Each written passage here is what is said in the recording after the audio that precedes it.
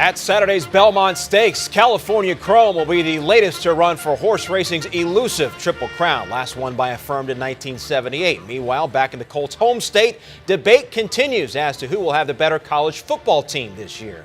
Hi everyone, I'm Ray Crawford. You know, no state had more teams finish in last year's top 25 than California. But who will be the best team this year? Here to help us sort it out, David Lombardi, who covers the Bay Area for Scout.com, and the Heisman pundit and former assistant sports information director at USC, Chris Houston. So David, we'll start with you. Who will be the better team this year in college football in California?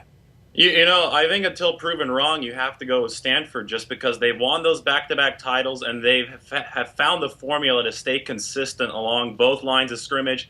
And I think at the end of the day, that's what it comes down to. If you can dominate both lines, you can win the Pac-12. And that's what Stanford has done in 2012 and 2013. And I think that they've really refilled the pipeline again this year. And quite frankly, I still have concerns about UCLA's line and some inexperience there. So I'm going Stanford. Well, you know, I think David's right in a sense, but, you know, this is college football and it's cyclical. Stanford's beaten UCLA the last 3 times they played, but those were Stanford teams that had guys who could shave and guys who were, you know, were almost like soldiers. And these UCLA guys in the last couple of years were babies, and now they're grown up. This is their 3rd year with Jim Mora. Brett Hundley's in his 3rd season as a starter. They have Miles Jack, who's a fantastic all-around football player. There's a lot of talent on that UCLA team. And you know, talent's a big part of it, but now they have experiences as well. And so I think they're going to be very formidable this year. You know, Chris, I agree with you that UCLA has matured, but I think that you could say the same thing for Stanford because Kevin Hogan, just like Brett Hundley, is going to be now in his 3rd season. So I think Stanford has a lot of reason to believe that their offense is going to be more experienced because of maturity this year. And you just mix that in with the fact that they have proven results up front. That's why I find it tough to bet against them. You know, they'll be better this year, but we're talking about a Stanford offense that, you know, from a dynamic standpoint, doesn't have a very high ceiling. UCLA's offense, on the other hand, even when Brett Hundley was a freshman as a sophomore last year, UCLA's offensive line was very young, played 3 true freshmen at times. They averaged 37 points a game. Stanford didn't even come close to that. So we're looking at a team, now that they have experience, this will be a very dynamic offense. And even though Stanford has experience on offense as well at quarterback position, that's not an offense that is known for scoring a lot of points. Chris, let me ask you about USC. You still follow the Trojans closely, of course. How much of a threat will they be in the Pac-12 this fall? It's all going to depend upon what kind of philosophy Steve Sarkisian decides to bring down with him from Washington. Right now, they're adjusting to it. He's talking about going to a hurry-up, pro-style offense. To me, that's a little bit of a nod to the USC tradition, and I think USC, in some sense, is a lot like Michigan.